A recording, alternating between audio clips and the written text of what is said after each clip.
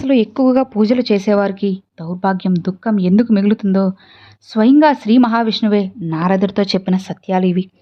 జాగ్రత్తగా వింటే అన్నీ అర్థమవుతాయి. చాలామంది కూడా అనుకుంటూ ఉంటారు, ఎక్కువ పూజలు చేసేవారికి, నిత్యం భగవంతుని ఆరాధించేవారికి కష్టాలు ఎందుకు వస్తాయి? అసలు పూజలు చేయని వారికి, పాపాలు చేసేవారికి అంతా మంచే జరుగుతుంది అని అనుకుంటూ ఉంటారు కదా. అయితే ఒకరోజు ఒక భక్తుడు శ్రీ మహావిష్ణువుని ప్రశ్నించాడు. స్వామి, ఎందుకు మీరు ఎక్కువగా పూజలు, నిత్యం మీ నామస్మరణలో ఉన్నవారికి దుఃఖాన్ని ఇస్తున్నారే? అసలు కనీసం మీకు దీపం పెట్టని, ఒక పువ్వు పెట్టని, అగరబత్తీలు కూడా వెలిగించరే? ఎవరికి ఏ దానం చేయరే? కానీ అలాంటి వారికే సుఖాలను ఎందుకు ఇస్తున్నారు అని అడుగుతారు. అప్పుడు శ్రీ మహావిష్ణువు, నీలానే నారదుడు కూడా నన్ను ఒకసారి ఇలానే ప్రశ్న వేశారు. అప్పుడు నారదుడితో ఇలా అంటారు. నారద, మనమిద్దరం బ్రాహ్మణ వస్త్రాలను ధరించి అలా భూలోకంలో సంచరించి వద్దామా అని అంటారు. అప్పుడు శ్రీ మహావిష్ణువు, నారద మహర్షుల వారు బ్రాహ్మణ వస్త్రాలు ధరించి భూలోకంలో సంచరిస్తారు. అలా వెళ్తూ ఉండగా వారికి ఒక పెద్ద భవంతి కనిపిస్తుంది.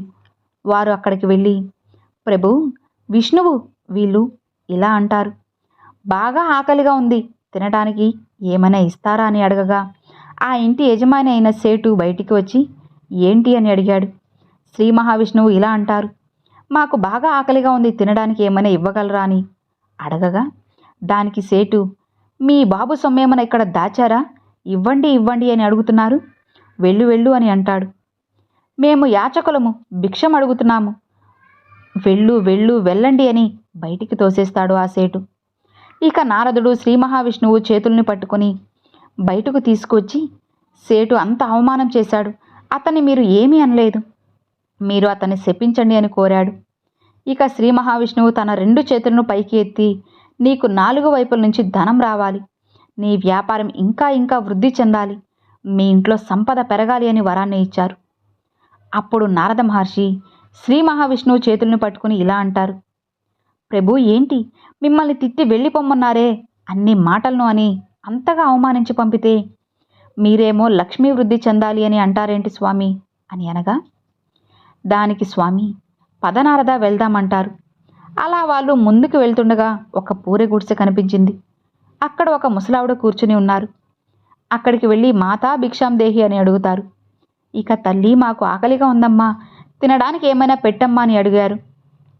అప్పుడు ఆ తల్లి, స్వామి, మా ఇంట్లో తినడానికైతే ఏమీ లేదు, నాకు ఒక్క ఆవు ఉంది, ఆవుకు నేను రోజు సేవ చేసుకోవడం వల్ల అది నాకు రోజు పాలనిస్తుంది, అవే ఉన్నాయి, మీరు లోపలికి రండి అని వారికి ఆసనం వేసి కూర్చో అని చెప్పి వారికి పాలనిస్తుంది. అప్పుడు నారదులు వారు, స్వామి, ఎంత మంచి తల్లి, మనల్ని ఆసనం వేసి కూర్చోపెట్టి తనకున్న దానిలో మన ఆకలిని తీర్చాలి అని కొని పాలిచ్చారు. కానీ ఆ సేటు మాత్రం మనల్ని తిట్టి పంపారు. ఆ తల్లికి ఆశీర్వాదం ఇవ్వండి అని అడగగానే శ్రీ మహావిష్ణువు తన 2 చేతులతో నీ ఆవు చనిపోవాలి అని దీవించారు.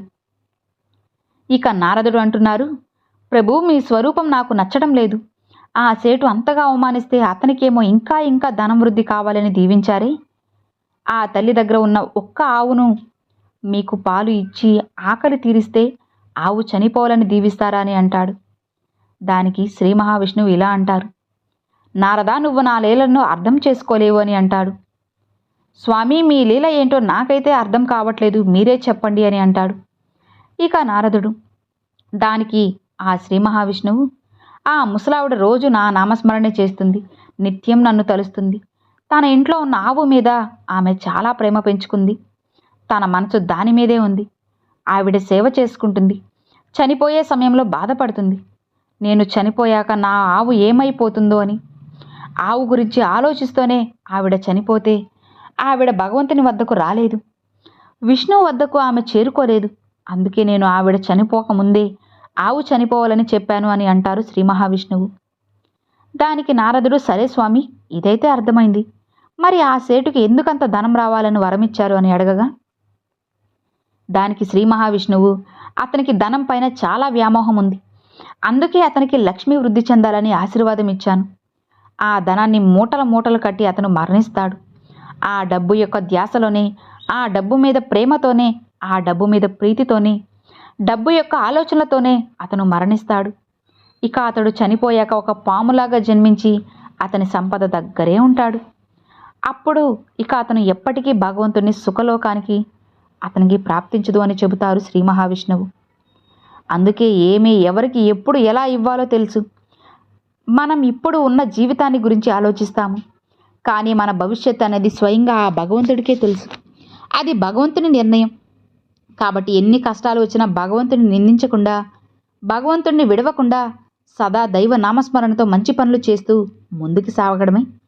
ఎప్పటికీ కూడా మీ వెంట ఆ దైవము ఎప్పుడూ ఉంటారు. సో విన్నారు కదండి, మంచి చేసే వాళ్ళకి కష్టాలు ఎందుకు వస్తున్నాయి, చెడు చేసే వాళ్ళకి అంత సుఖం ఎందుకు వస్తుందో ఇప్పుడు మనం తెలుసుకున్నాం కదా. సో ఈ వీడియో మీ అందరికి నచ్చినట్లయితే ఒక చిన్న లైక్ చేయండి, మీ ఫ్రెండ్స్ అండ్ ఫ్యామిలీస్కి షేర్ చేయండి. ఫస్ట్గా మన ఛానల్ చూసేవాళ్ళు సబ్స్క్రైబ్ చేసి సపోర్ట్ చేయండి ఫ్రెండ్స్. Thanks for watching. ఓం నమ శివాయ. శివాయ నమః. ఓం నమో నారాయణాయ నమః.